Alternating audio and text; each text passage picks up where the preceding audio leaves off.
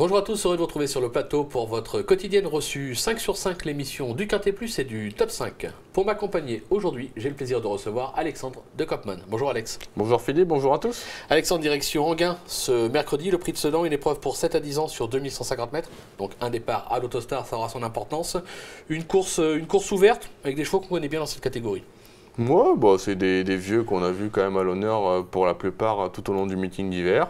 Là, ils vont aller sur Enghien. Le premier quintet, la réouverture, en tout cas, c'était une arrivée limpide. Donc j'espère qu'on aura l'identique cette fois. Oui, c'est sûr. On va écouter votre sélection tout de suite, Alexandre. Alors, le numéro 3, Vichenko Chef, le 10, Vasco Flower, le 7, Pic Chronos, le 14, Utello de 40 tonnes, le 5, Vermeil Somoli, le 8, Vivaldo Bello, le numéro 15, Pingus Vang, et on termine avec le numéro 9, Violine Mourotez. Allez, on rebondit tout de suite sur votre favori, le numéro 3, Vichenko Chef, qui sera probablement le favori de la France entière. Cheval n'est plus sorti des 5 premiers depuis janvier 2015. Il vient d'aligner 3 succès sur 2100 mètres à Vincennes, et notamment le dernier dans le prix de l'Ille-et-Vilaine. Bah, c'est vrai qu'il est de plus en plus impressionnant ce jour-là. Quand il sort, on voit, il transperce tout le monde.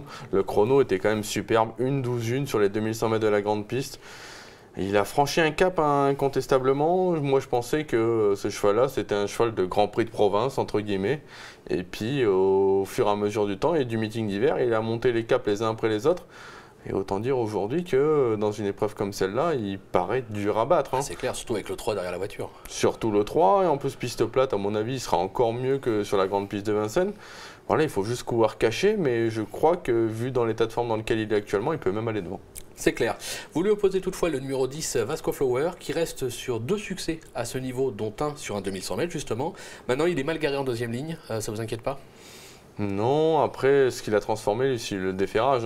Déféré des 4 pieds 2 fois gagné. À chaque fois, vraiment grosse impression. Au niveau du chrono, il est un peu moins bien que mon favori. Il a marché 12,6 sur les 2100 mètres de la grande piste. 12,1 pour Vichenko. Le fait de partir en seconde ligne, je pense pas, parce que de toute façon, il ne faut pas le brusquer au départ. Et ensuite faire le dernier kilomètre. Et après, il est capable d'aller très vite. Et surtout, il ne va pas lâcher le morceau. Bon, on va voir ce qu'en pense son entraîneur Christian Bijon, puisque Christophe Meyer a été à sa rencontre. On l'écoute tout de suite. Bon, bah là, il va être encore déféré des 4. Voilà, ça fait 2 fois que ça marche. On essaye encore une dernière fois. Le cheval est resté bien, il est en bonne forme. Le seul problème, c'est qu'il va se retrouver en deuxième ligne Autostar. Donc voilà, il faut que ça se passe bien, il faut avoir un bon parcours et essayer de venir pour finir. Je suis un peu Christian. Ouais, bah en plus à Enghien, les courses courent plus comme il y a 10 ans où les courses roulaient tout le temps et on avait des chevaux qui finissaient à 2000 à l'heure. Les courses démarrent à ligne d'en face. Et lui, à mon avis, même s'il est dernier et qu'il vient à ligne d'en face, il n'y a pas grand monde qui va le contrer. C'est clair. Donc non, je pense que même le profil de la piste peut lui convenir du coup. Pas d'inquiétude. Le numéro 7, Pic Chronos, qui a montré quelques moyens en Scandinavie. La vitesse, ne lui fait pas défaut. Il peut frapper fort d'entrée de jeu pour ses débuts en France ?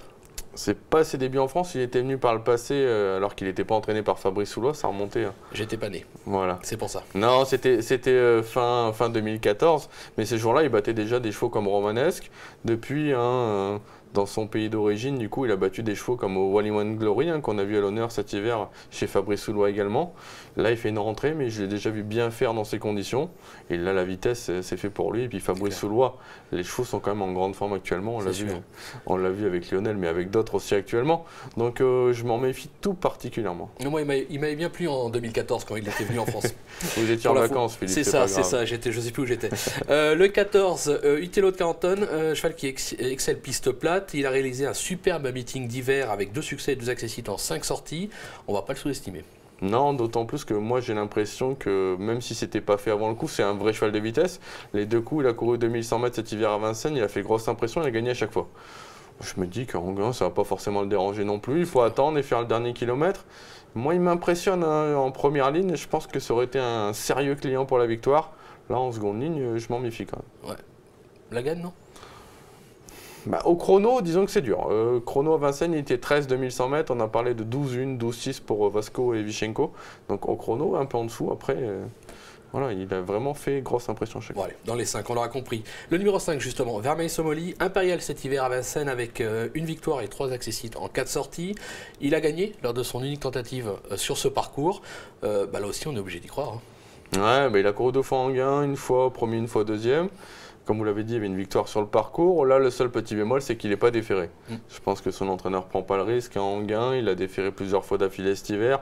Maintenant, Ferré, il est quand même capable de bien faire. Mais à mon avis, ça lui coupe quand même la porte de la victoire. D'accord. Un petit bonus pour finir, puisque Christophe Meyer a été à la rencontre de Franck Nivard, qui sera associé à Vivaldo Bello, le numéro 8 que vous avez placé en 6. On l'écoute tout de suite. Franck Nivard au dribier dernièrement, Vivaldo Bello qui reste sur une bonne deuxième place.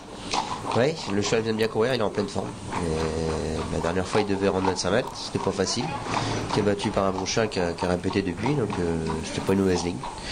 Bon, je pense que là, ça a l'eau dans ses cordes. Maintenant, il y a 2-3 chevaux. Mais bon, je pense qu'il est compétitif au moins pour être dans les 5 premiers de ce quintet.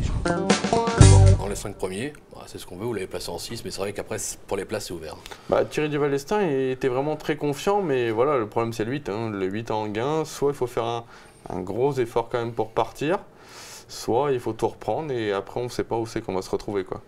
Maintenant, je pense qu'avec un autre numéro, j'aurais pu le mettre au moins un rang plus haut. D'accord, c'est dit. On va se quitter avec une petite pépite dans la 7e, je crois, Alexandre. Ce sera également un élève de Fabrice Soulois, le 704 Dobra Droga. Elle a vraiment fait grosse impression pour ses débuts. Elle marchait 17 effractions sur la distance classique.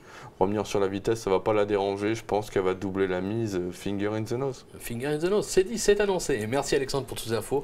Merci à vous de nous avoir suivis et à très vite sur le plateau. Au revoir. Au revoir.